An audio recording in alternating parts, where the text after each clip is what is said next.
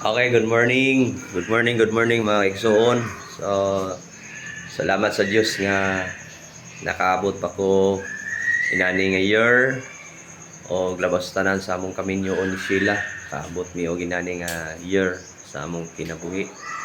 Then nalipay kog dako tungod sa pagkamaayo sa Diyos sa mga taong gigamit sa Ginoo nga para malig-on mi, ma-encourage mi sa tanan na among pagabuhaton this ministry. And also sa karon nga adlaw, actually I really appreciate sa kinabuhi sa akong misis sa smile food ba yan. Medyo pa-cute na lang siya kay naka-prepare man gud siya sa ako regalo kay tungod kay karon nga days is first anniversary na mo sa mo ang kaminyoon. Then nakaandam siya na asay gift nga relo. Uy, nalipay gid ko kay nana ko relo.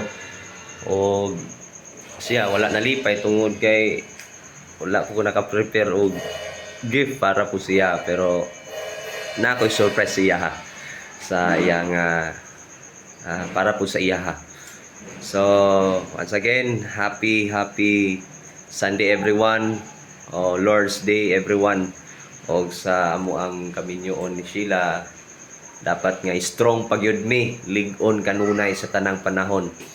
Og sa mga ninong og ninong namo diha sa makitaan ning video, salamat sa inyong pagsuporta sa mga duwa.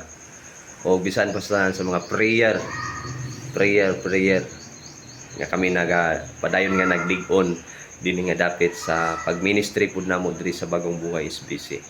So kadungganan pagpasalamat iya lang gyud sa Ginoo. God bless everyone og maayo nga aga og maayo nga pagsimba diha sa tong Ginoong Hesukristo karon nga adlaw. God bless og bye-bye.